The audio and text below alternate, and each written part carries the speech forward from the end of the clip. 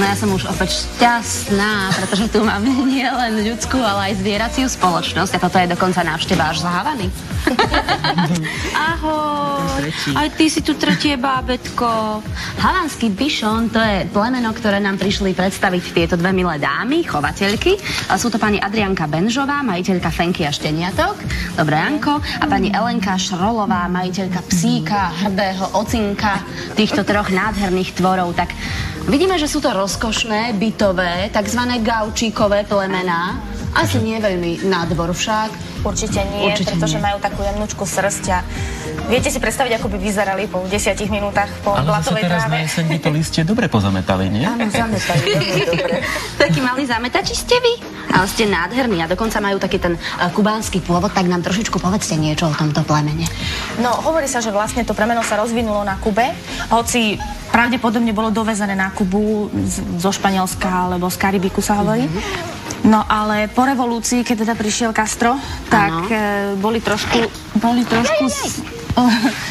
zmenšený počet, pretože to boli vlastne také pánske psy, čo sa teda nepáčilo režimu. Čiže psi pre smotánku? Takže psi pre smotánku a takže ich zlikvidovali a potom ich zachránili niekoľko kusov v Amerike a tam sa ďalej rozvíjali a odtiaľ z Ameriky sa dostali sem do Európy. Vy, moje chúďatka, tí komunisti vás chceli zlikvidovať, ale našťastie ste prežili a ste tu s nami. Povedzte nám niečo o povahách týchto havinkov. Je to veľmi dobré spoločenské plemeno, sú veľmi jemnučkí, k pánovi verní, oddaní. Proste myslím si, že ideálne také plemeno do bytu. Vedia aj poslúchať? Vedia poslúchať. Veľmi radi sa učia všelijaké kúsky. Napríklad táto, čo je teta vlastne, tak ona vie všeličo. Také kúsky robí, že od vymyslu. Cirkusový psík? Cirkusový psík. Pokojne by mohol súťažiť v Slovenskom a talent? Áno, určite.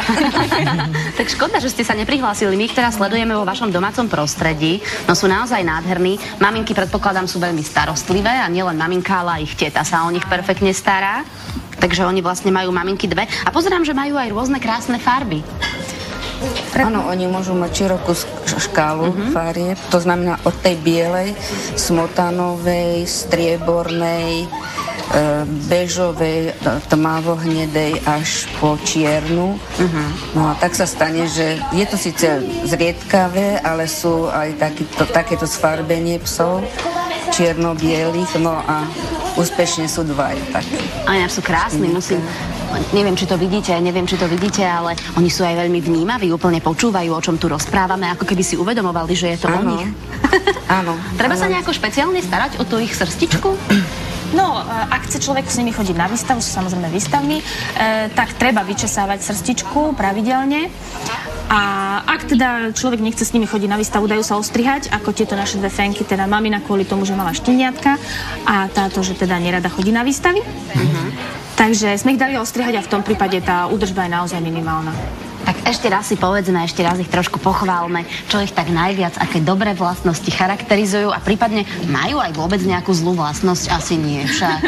Psíkovia a zvieratka nemajú zlú vlastnosť. Prirodzene zvedavé, všetko chcú oňuchať a sú priateľské k cudzým psom, proste nie sú takí. Nie sú to bitkári. Áno, nie sú agresívni, vedia sa proste aj k ľuďom a vedia sa prispôsobiť. Keď je človek veselý, tak sú veselí. Keď je vážny, tak sú ukludnení. Super. Veľmi dobre sa prispôsobujú rytmu rodiny. To znamená, že podľa toho, kedy rodina ráno vstáva, oni sa veľmi rýchlo prispôsobia. Nenútia človeka stávať ráno o 6. Kľudne, ak spíte do 12, oni budú stávať o 12. No fantázia. Tak vidím, že ideálny spoločník nielen na jesenné dni, ale vôbec pre život.